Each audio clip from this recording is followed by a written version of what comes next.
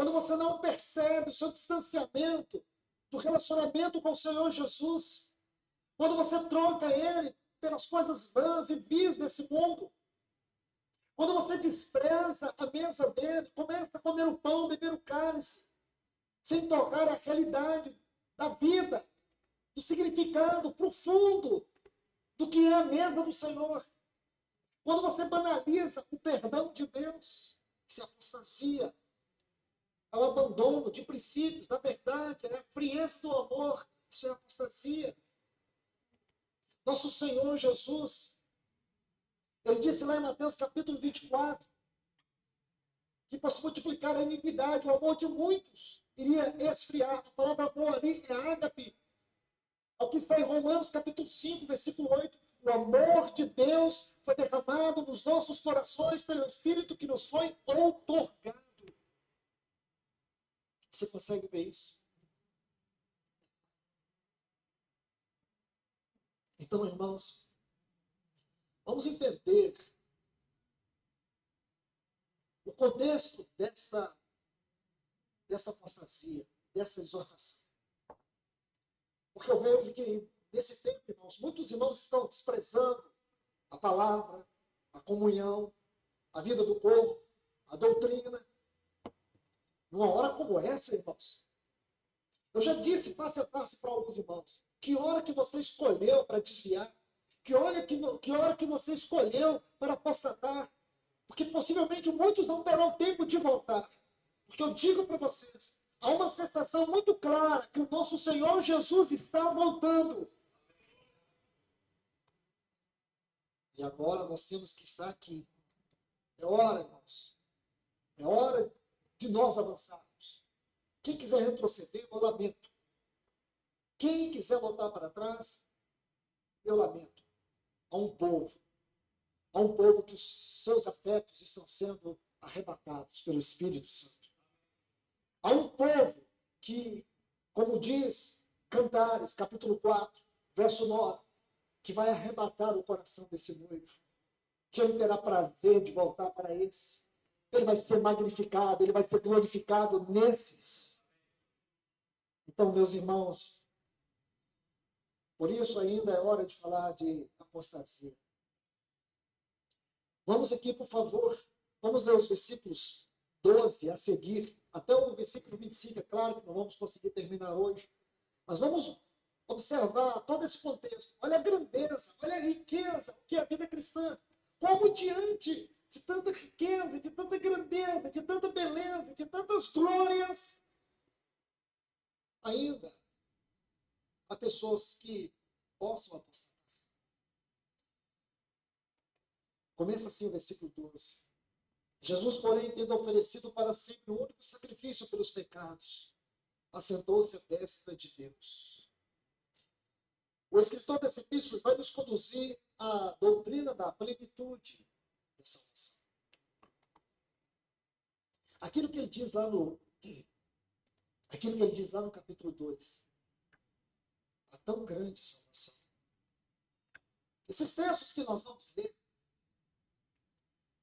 eles descrevem a vida cristã no Santo dos Santos. Aqui nós vamos entrar um pouco para uma visão do Santo dos Santos. O escritor dessa epístola, ele usa um paradoxo muito importante, porque ele escreveu para cristãos hebreus, cristãos que tinham um profundo conhecimento da lei, de toda a sua liturgia, cristãos que conheciam os preceitos do tabernáculo. Então ele vai usar a mesma analogia, e ele vai usar aqui algo muito especial. Ele vai conduzir eles para o entendimento da realidade do tabernáculo segundo a mente, segundo o pensamento, segundo o propósito de Deus. Então, ele diz assim, Jesus, e algo muito curioso nesse escritor, é que sempre que ele usa a palavra Jesus, ele está enfatizando a sua humanidade. Aí ele diz, tendo oferecido para sempre o único sacrifício pelos pecados, assentou-se à destra de Deus. Então ele traz aos seus leitores a visão em torno do tabernáculo. Você se lembra? O tabernáculo ele tinha dois véus. Um era chamado véu exterior, o outro era chamado o véu interior. O véu exterior ele dava acesso para o lugar santo. E o véu interior. Senhores, eu vou dar uma paradinha aqui, que me ocorre explicar para as pessoas que estão passando por aqui a primeira vez e não estão entendendo bem, primeiro, que o bom é estar no canal YouTube. Lá tem a tela, a gente vê o preletor, o título do vídeo que ele está falando, do canal do YouTube. Lá nós vamos ter depois a descrição do vídeo, com todas as atividades da academia, de tal forma que vocês colaborem conosco para compartilhar. E qual que é a dinâmica que meu coração vem colocando aqui na academia, que é o lugar para treinar a vida espiritual? As atividades estão todas ali. As lives como são feitas? Geralmente eu estou apoiado num preletor que conhece a Bíblia extremamente mais do que eu. E aí a gente vai ouvindo e vai, enfim, recebendo. Na verdade, é o Espírito Santo que nos revela as coisas. Não é nem a voz do preletor, nem a minha, mas é o Espírito Santo que revela. Para quem tem o Espírito Santo. E é isso que nós queremos, despertar interesse, sei lá, de você nascer de novo, caso não tenha nascido, e se nasceu, treinar a vida espiritual. Eu, por exemplo, eu sou carente de falar de Cristo. Eu passo o dia todo querendo falar com alguém sobre Cristo. Tenho essa carência. Então, os trabalhos da academia são para a gente falar de Cristo. E você, pelo canal do YouTube, é a melhor forma de a gente conversar. Mas também tem, todo dia às 16 horas, o nosso workshop, que fala não só coisas técnicas, de gestão do empreendedorismo, mas também sobre Cristo, é lógico. Porque tudo nós fazemos a nossa vida espiritual, né, no treinamento aqui na academia e na empresa, desenvolvendo cursos, aulas, tem uma série de atividades. E o workshop é uma delas, é 1 hora todo dia, de segunda a sexta. Você vem falar conosco, tá bom? Então, o melhor é ir, e estamos captando pessoas para o novo nascimento e para desenvolver a vida espiritual. Para o quê?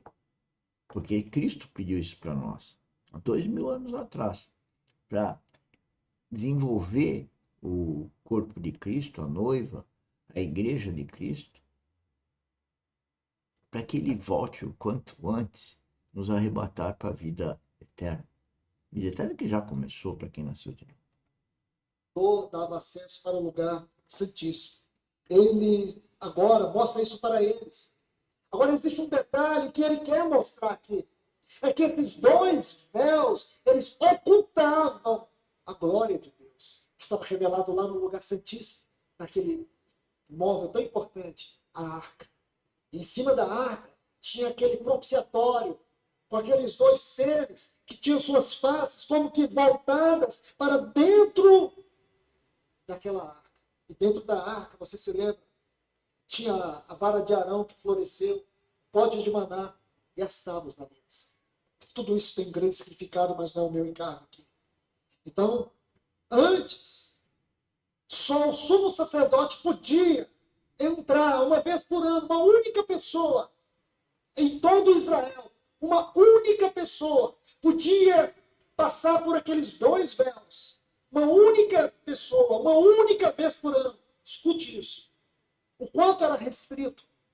A glória é como se a glória de Deus estivesse ocultada ali dentro. Porque a arca, irmãos, feita de madeira de acácia. A acácia é uma madeira retorcida. Sabe uma das qualidades, características da acácia? É que é uma madeira resistente à corrosão.